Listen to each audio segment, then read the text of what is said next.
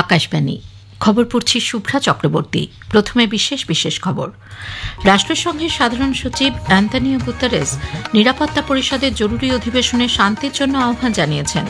প্রধানমন্ত্রী নরেন্দ্র মোদী গতকাল সাম্প্রতিক যুদ্ধ পরিস্থিতি নিয়ে ইরানের রাষ্ট্রপতি মাসুদ পেজেশকিয়ানের সঙ্গে কথা বলেছেন। ইরানের আইনসভা গুরুত্বপূর্ণ সামুদ্রিক পথ হরমুজ প্রণালী বন্ধ করার সিদ্ধান্ত অনুমোদন করেছে। পেট্রোলিয়াম ও প্রাকৃতিক গ্যাস মন্ত্রী হরদীপ সিং পুরী জানিয়েছেন, পশ্চিম এশিয়ার পরিবর্তিত ভূরাজনৈতিক পরিস্থিতির ওপর সরকার গভীরভাবে নজর রাখছে। 4টি রাজ্যের 5টি বিধানসভা আসনের উপনির্বাচনের ফল ঘোষণা আজ। হেডিংলেতে তেন্ডুলকার অ্যান্ডারসন ট্রফি প্রথম ক্রিকেট টেস্টের তৃতীয় দিনের শেষে ভারত ইংল্যান্ডের বিরুদ্ধে 96 রানে এগিয়ে রয়েছে। আসছে বিস্তারিত খবরে। রাষ্ট্রসংঘের সাধারণ সচিব অ্যান্তনিও গুতেরেস নিউ ইয়র্কের সদর দপ্তরে নিরাপত্তা পরিষদের জরুরি অধিবেশনে শান্তির জন্য আহ্বান জানিয়েছেন। ইরানের পরমাণু গবেষণা কেন্দ্রের উপর মার্কিন সেনার বিমান হামলার পর উদ্ভূত পরিস্থিতিতে উত্তেজনা প্রশমনে জরুরি ভিত্তিতে এই অধিবেশন ডাকা হয়। ওই অঞ্চলে প্রত্যাঘাতের বিপদ এড়াতে এবং এই সংঘাত যাতে আরও না বাড়ে তার আবেদন জানিয়ে গুতেরেস বলেছেন, শান্তির পথ থেকে কখনোই সরে আসা উচিত নয়। আন্তর্জাতিক নিরাপত্তা ও শান্তির ক্ষেত্রে বিপজ্জনক এই সময় তিনি সতর্ক করে দিয়ে বলেন, ইরানের ওপর মার্কিন যুক্তরাষ্ট্রের হামলায় পরিস্থিতি বিপজ্জনক মোড় নিয়েছে। ওই অঞ্চলে পরিস্থিতি আরও খারাপের দিকে এগিয়েছে।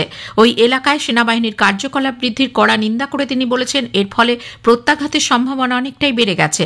তিনি সাধারণ মানুষ এবং সমুদ্রপথের নিরাপত্তার উপর জোর দেন। রাষ্ট্রসংঘের প্রধান উভয় পক্ষকেই কূটনীতির পথে ফেরার আহ্বান জানিয়ে বিশ্বাসযোগ্য, সুসংহত ও স্পষ্ট সমাধানের রাস্তায় আসার আহ্বান জানিয়েছেন। এর পাশাপাশি তিনি ইরানের পরমাণু কর্মসূচিকে সম্পূর্ণরূপে IAEA এর পর্যবেক্ষণের আওতায় নিয়ে আসার কথা বলেছেন। এই মুহূর্তে নিঃশর্ত যুদ্ধবিরতি প্রস্তাব আনার জন্য নিরাপত্তা পরিষদের এই বৈঠক ডেকেছিল রাশিয়া, চীন এবং পাকিস্তান।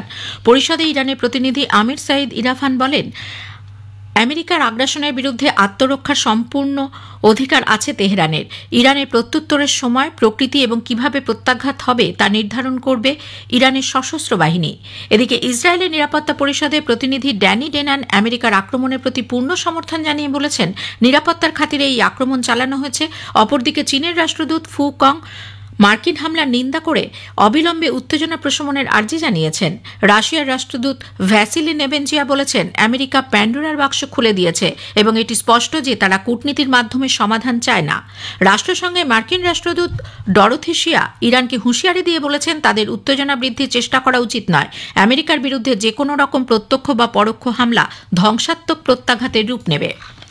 ইসরায়েলের প্রতিরক্ষা বাহিনী ইরানের বিরুদ্ধে তাদের সামরিক অভিযান অব্যাহত রেখেছে। তারা ইরানের ফর্ডোতে পরমাণু সমৃদ্ধকরণ কেন্দ্রে মার্কিন বোমা হামলার ফলাফল খতিয়ে দেখছে। ইসরায়েলের সামরিক মুখপাত্র জানিয়েছেন, তারা ইরানের বিরুদ্ধে দীর্ঘমেয়াদী সামরিক অভিযানের জন্য প্রস্তুত রয়েছে। এদিকে ইরান বলেছে, মার্কিন এবং ইসরায়েলি হামলার জবাবে তারা প্রত্যাঘাতের জন্য সব রাস্তাই খোলা রাখছে।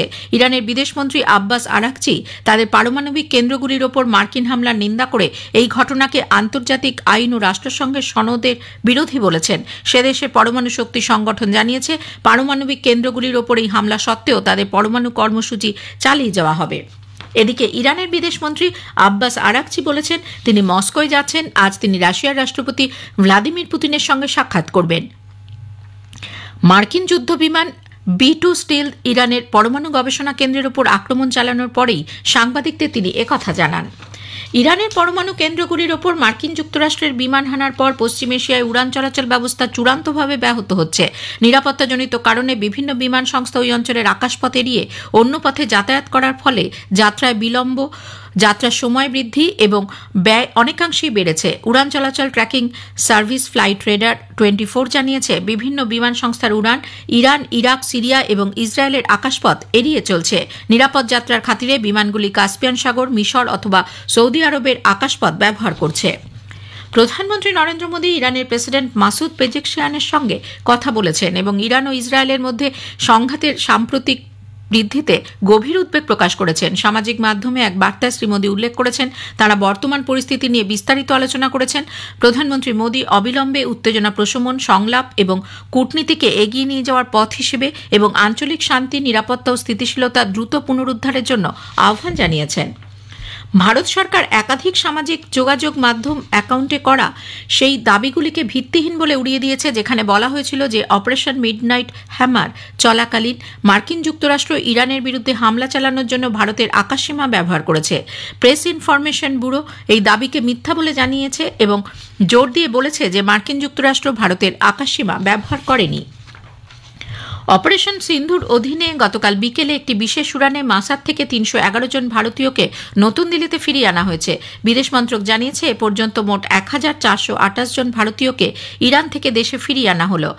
সিন্ধু অপারেশনের অধীনে ইরানের ভারতীয় দূতাবাস সেখানে বসবাসকারী ভারতীয়দের কম উত্তেজনাপূর্ণ স্থানে সরে যেতে এবং যে অংশে যুদ্ধ চলছে সেখান থেকে অন্যত্র সরে যেতে বিভিন্নভাবে সাহায্য করছে। ইরানের আইনসভা গুরুত্বপূর্ণ সামুদ্রিক পথ হরমুজ প্রণালী বন্ধ করে দেওয়ার সিদ্ধান্ত অনুমোদন করেছে। তবে এ বিষয়ে সে দেশের সর্বোচ্চ জাতীয় নিরাপত্তা পরিষদ চূড়ান্ত সিদ্ধান্ত নেবে। মার্কিন যুক্তরাষ্ট্র ইরানের ৩টি পরমাণু শক্তি কেন্দ্রের ওপর বোমাবর্ষণের পরই এই সিদ্ধান্ত বলে সে দেশের রাষ্ট্রীয় গণমাধ্যমে জানানো হয়েছে।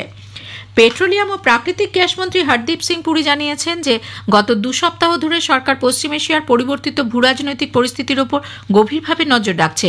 সামাজিক মাধ্যমের এক বার্তায় শ্রী পুরী বলেন, প্রধানমন্ত্রী নরেন্দ্র মোদীর নেতৃত্বে ভারত গত কয়েক বছরে তার যোগানের উৎসকে বৈচিত্র্যময় করেছে এবং বর্তমানে বিপুল পরিমাণ তেলের যোগান হরমুজ প্রণালী দিয়ে আসে না। এ খবর প্রচারিত হচ্ছে আকাশবাণী থেকে। 4টি রাজ্যের 5টি বিধানসভা আসনের উপনির্বাচনের ফল ঘোষণা আজ।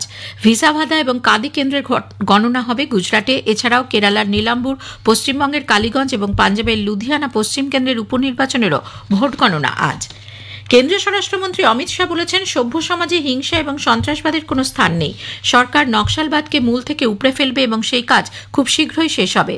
শ্রী শাহ গতকাল ছত্তিশগড়ের নভা রায়পুরে বাঞ্জারি গ্রামে ন্যাশনাল ফরেন্সিক সায়েন্সেস ইউনিভার্সিটি এবং সেন্ট্রাল ফরেন্সিক ল্যাবরেটরির ভিত্তিপ্রস্তর স্থাপন অনুষ্ঠানে ভাষণ দিচ্ছিলেন। প্রায় 40 একর জমির ওপর এই 2টি ভবন তৈরি হবে।